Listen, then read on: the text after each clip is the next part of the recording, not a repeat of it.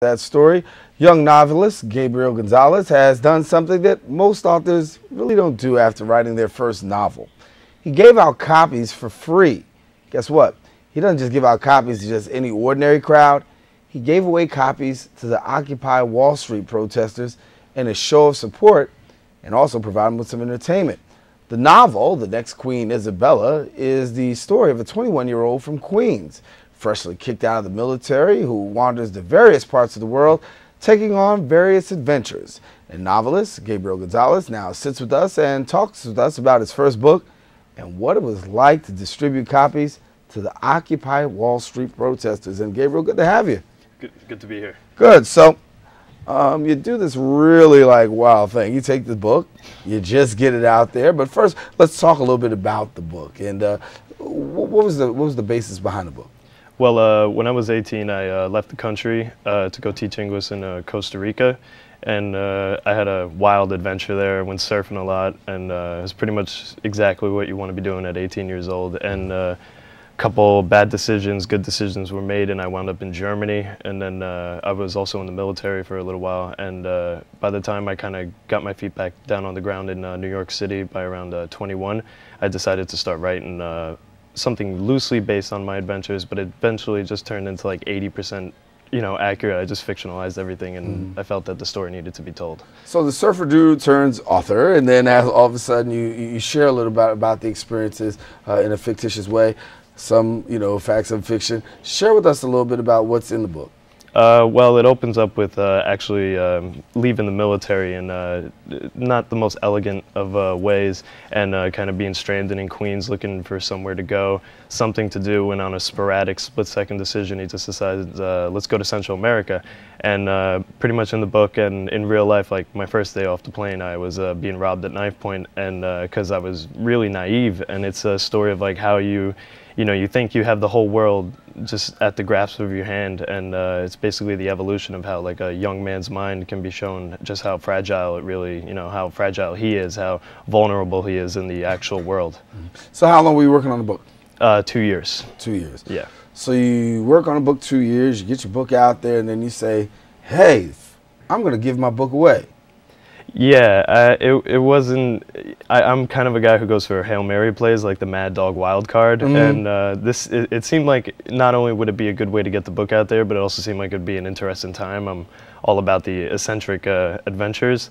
And when I got down there, I started handing out copies, but the biggest thing I noticed was Occupy Wall Street, we want to say, if you just tuned in. So you hand out to Occupy Wall Street protesters? Yeah, when I got to Zuccotti Park, they have a pretty good infrastructure set up there. I got to give it to them. The first noticeable thing you see is their library, which is probably the biggest part of Occupy Wall Street aside from the tents. And I immediately went in there and submitted several copies along with walking around and handing them out to protesters. So you see the library, you walk around, you hand them out to protesters, and you're happy to hand them out. What are they saying? It was a bit awkward walking up to a guy with like a V for Vendetta mask on, standing on top of a pile of garbage with the American flag upside down, waving it, screaming at police officers, going, here, take a copy of my book. They weren't exactly that open, and even with the library itself, I had the copies that look like this in a brown paper box, and they were like, oh, donations, and when they saw it was self-published, they weren't that open to the grassroots. I kind of sensed a very slight elitist mentality that was going on down there that kind of perturbed me and put me a bit aback. So you're not quite a fan of Occupy Wall Street? It's not that I'm not quite a fan. I would just say that for somebody walking in there with a with their decision not yet made up in their head on how they feel about it, they weren't exactly too open to anybody who hasn't been down there with the 40-something days that they've been basically occupying Wall Street.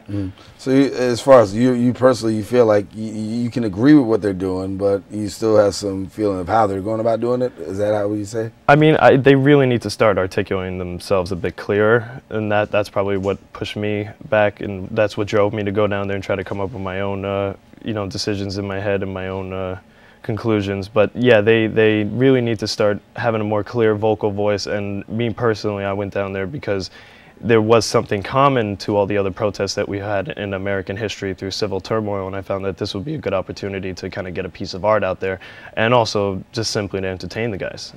So you gave away your books there, not so warm a reception. Where do you go from here? I guess just taking it day by day. You just keep plugging away. I mean, if you're not sweating, bleeding, and hurting for something, then you're not really trying to achieve what you're trying to achieve after all. Mm-hmm. So is there another book in the works? Yes, there is. Mm-hmm. It's anti-romance that takes place in the Lower East Side. Two writers that fall in love, and it's pretty much it's called an anti-romance because I wanted to be a book about enablers, about bad decisions being rewarded, about bad behavior being romanticized. You know, like what goes on in all the graffiti-laden bathrooms, you know, on Ludlow Street in Rivington in the Lower East Side at 3 a.m. So this is pretty much my ode to New York City. All right. So when you talk about New York City, obviously you have a particular affinity for it. You know, seeing Occupy Wall Street, being you know, being around the city. What are some of the things that come to mind in terms of shaping your writing that you want to try to convey to people? Well, I'm a big Hemingway fan, and I do believe in write what you know. And he did say, if you're a writer, you're an observer, and you need to observe everything. You know, it does pay to have to not have your mind made up necessarily, to not be too optimistic, to not be too pessimistic, but to just observe, take everything in, be a sponge. And you know, even when it comes to being able to describe, you know, what the puddles of water look like before they clean up the streets, you know, at any part of, you know, the island, Manhattan or Queens or the Bronx, and to be able to show the nitty gritty, to show the beautiful, to show the clean, to show the dirty, to show the good, to show the, you know, the bad. And that's a job that every writer has to take on, and it's a very stressful lifestyle, I would have to say, but overall it's well worth it. People want to get a copy of the book, Gabriel, how do they do that? You go on Facebook and search The Next Queen Isabella and like our page, contact me, and I'll be more than happy to send you a book. All right, well, Gabriel, thanks so much for coming and sharing with us. Best wishes.